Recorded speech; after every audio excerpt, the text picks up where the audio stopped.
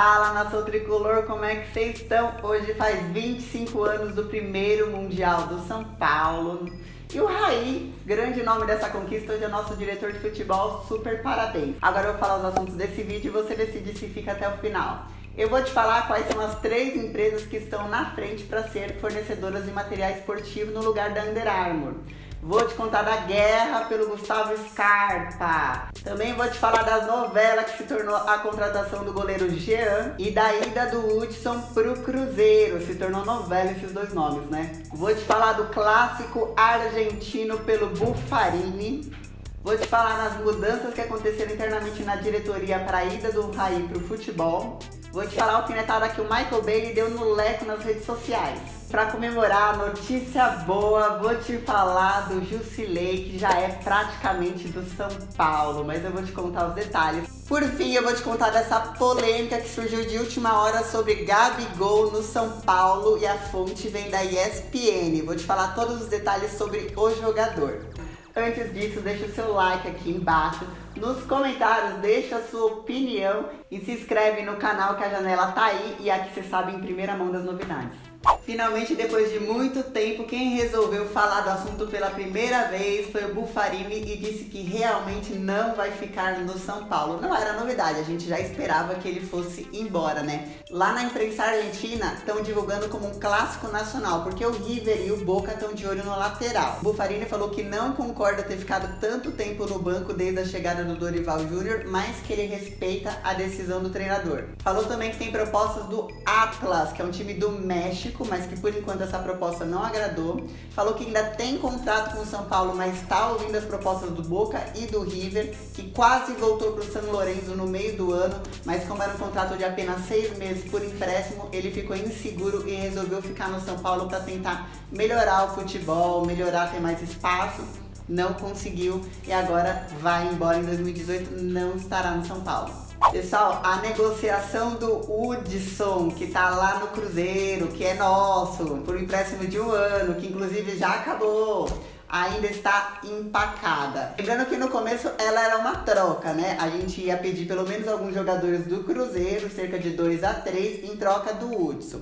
Depois, na época do Pinotti, ele falou, não, se quiserem o Cruzeiro vão ter que pagar a multa estabelecida em contrato. Multa essa de 1,5 milhão de euros. No começo o Cruzeiro aceitou e queria parcelar em 3 vezes essa multa, só que agora o Raí assumiu, não aceitou e falou, nós vamos querer uma parte em dinheiro e o restante um jogador de vocês. Agora a briga é definir qual será esse jogador, nome atrás de nome. Eu gostaria que fosse o Arrascaeta, né? Mas tudo indica que não será. Pedimos pelo Manuel, o Cruzeiro não aceitou. O Cruzeiro ofereceu ao São Paulo o Fabrício Bruno, que é zagueiro e está por empréstimo na Chapecoense. O São Paulo disse que pretende reforçar a defesa. Estranho, né? O São Paulo contratou o Aderlan, que nunca entrou, Bruno Alves, Rodrigo Caio, que deve ir embora até o meio do ano que vem para a Europa, né? Tem o Arboleda, que está jogando como titular. O único que foi embora foi o Lugano, que já era previsto, mas a gente quer mais um zagueiro. O Cruzeiro também chegou a fazer uma oferta de 25% dos direitos que ele detém do Luca, sim, aquele mesmo Luca que é do Corinthians, uma parte dos direitos dele pertence ao Cruzeiro. E o Cruzeiro falou assim, ó, eu te dou 25% do Luca, em troca você me dá 50% do Hudson. O Raí nem respondeu. Obrigada, Raí. Se o São Paulo se interessar pelo Fabrício Bruno, pela oferta que o Cruzeiro fez, em troca, além de ter um empréstimo de 1 ano do jogador, empréstimo de graça, reduziria a multa de 1,5 milhão de euros do Hudson para ir para o Cruzeiro. Eu particularmente não gostei da proposta, vocês deixam nos comentários o que vocês acharam. Vamos falar de camisa 10, já que ninguém sabe o futuro do Cueva, né? Embora ele tenha contrato longo, a gente não sabe o que ele vai fazer. E o Hernanes vai ser uma novela para renovar, a gente já sabe, o coração já está preparado. São Paulo está atrás do Gustavo Scarpa do Fluminense, mas ele não está sozinho. O Corinthians também está atrás e o Palmeiras também está atrás. Palmeiras está atrás do Scarpa e ele admitiu que é só para não reforçar São Paulo e Corinthians. Já o Corinthians fez proposta e está numa briga quase que pessoal contra o Palmeiras atrás do Scarpa, porque tem o Pablo também no meio dessa briga entre os dois. São Paulo chegou a fazer a proposta de 11 milhões de reais pelo Scarpa mais 3 jogadores que seriam Lucas Fernandes, Buffarini e Júnior Tavares, 2 que estavam encostados. A nossa joia de Cotia, Lucas Fernandes, que não se encontrou aqui no elenco ainda. Fluminense disse não, também com um leilão tão grande, o Palmeiras ainda atrapalhando, o Fluminense está em ótima posição, pode escolher a melhor proposta e tá deixando o leilão rolar, que para ele é boa essa briga aí. Lembrando que o Scarpa não tá bem lá no Fluminense e o Abel Braga já autorizou a diretoria a negociá-lo para troca. Notícia rapidinho de bastidores que nem é o interessante falar, mas o Raí era membro do Conselho de Administração do São Paulo e virou diretor de futebol. Vocês lembram? Na saída do Pinotti. Com isso, surgiu uma vaga no Conselho de Administração. O diretor de marketing, Márcio Aide, que nem sabe se fica em 2018 porque recebeu uma proposta para fazer o marketing da campanha do Geraldo Alckmin agora em 2018, assumiu o lugar do Raí no nosso Conselho de Administração. Com isso, estamos sem diretor de marketing. O São Paulo já sonda o nome de Fernando Fleury. Se quiser mais informações sobre o Fernando Fleury, tá lá no aspfc.net. Saiu uma matéria legal falando sobre toda a formação e toda a experiência dele na área de marketing. Agora vamos falar do Super Jeanzinho do Bahia. O Jeanzinho que já estava apalavrado. No último jogo, inclusive, entre São Paulo e Bahia aqui no Morumbi, a torcida gritou bastante o nome dele. Cada lance que ele fazia, cada defesa que ele fazia, a torcida gritou o nome dele. Tava tudo certo. O Raí assumiu as negociações e falou, vamos rediscutir tudo. E agora travou. Travou porque o Bahia disse o seguinte, nós não estamos contentes com o que está na mesa. E não é nem sobre o valor, sim sobre os jogadores que o São Paulo queria envolver na troca. Lembrando que esses jogadores não foram divulgados. Com isso, a negociação praticamente voltou do zero. Vamos rediscutir toda a forma de parcelamento e de garantias. Novela, gente, novela. Como toda janela de contratações, novela. Vocês lembram do Michael Bailey?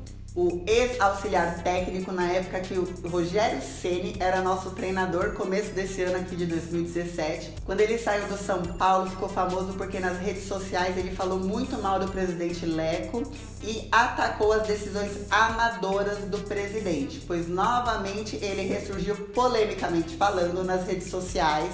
Ele comentou a saída do Vinícius Pinotti, que pediu demissão, e a entrada do Raí. Ele falou, olha, o tempo só prova que todo mundo que trabalha com o Leco tem dificuldades e que ele é o maior problema no São Paulo Futebol Clube. O Michael Bailey chegou a ir embora antes mesmo do Rogério Ceni ser demitido, falando que tinha alguns problemas internos que nunca foram esclarecidos.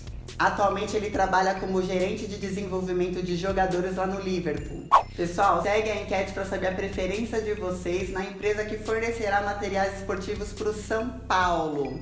Não andou muito as negociações do São Paulo aqui, porém 3 empresas já estão na frente para essas conversas, que é a Capa, a Topper e a Penalty. Essas 3 empresas são as que mais agradam tanto em valores quanto em números de entrega e são as 3 que estão na frente mais avançadas. Sei que tiveram contato com New Balance, Adidas, Nike, mas essas são as 3 que estão à frente. Dessas 3, qual você prefere?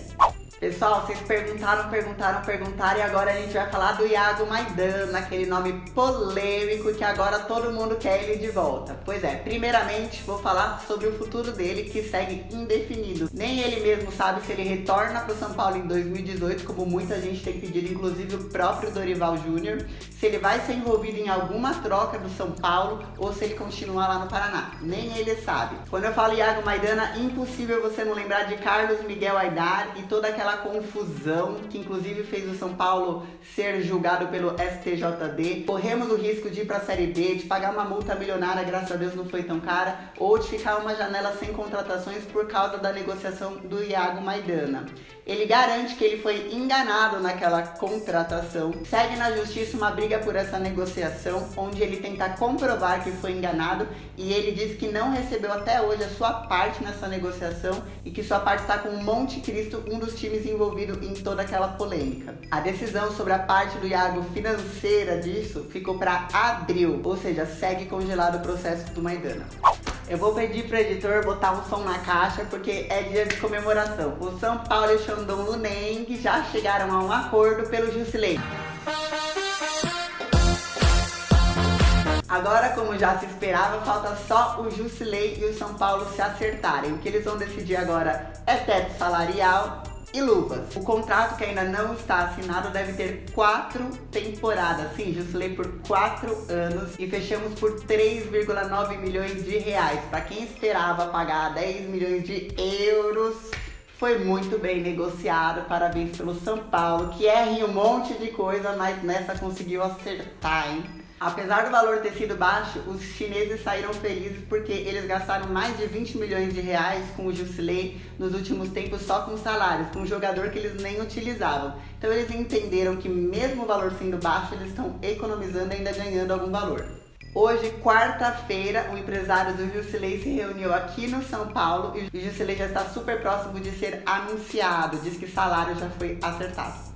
Não bastasse o Neto na semana passada falando do Diego Souza, quem diria, nos bastidores não ouvi nada sobre o nome dele, não somente eu, como nenhum jornalista que cobre o São Paulo ou setorista. Agora o jornalista Arnaldo Ribeiro, da ESPN, já tem mais credibilidade, falou que o Gabigol seria o primeiro reforço do São Paulo, prestes a ser anunciado. Dividiria muito bem a tarefa com o Prato.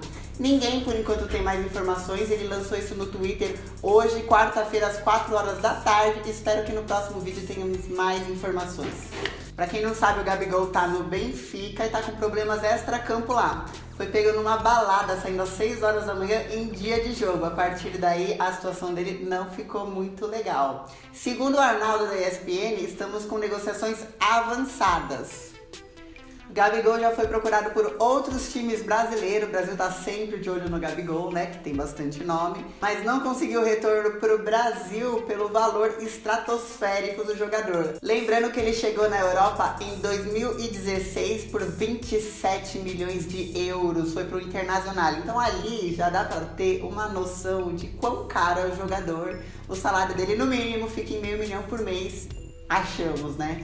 Vamos ver o que o São Paulo tá prometendo aí pra gente de surpresa, segundo o Arnaldo da ESPN. Mas deixa aí nos seus comentários se ia gostar do Gabigol aqui no São Paulo. Pessoal, eu sei que vocês estão revoltados porque por enquanto só tem novela e não teve nenhuma contratação. Pra não dizer que não teve, o Jusilei tá pertíssimo de ser anunciado, mas eu tô tão revoltada quanto vocês. Tô na expectativa máxima de uma contratação, né? E tô quebrando meu F5 de tanto que eu tô atualizando o site. Manda as dúvidas de vocês aí embaixo que no final da semana eu respondo. Beijo!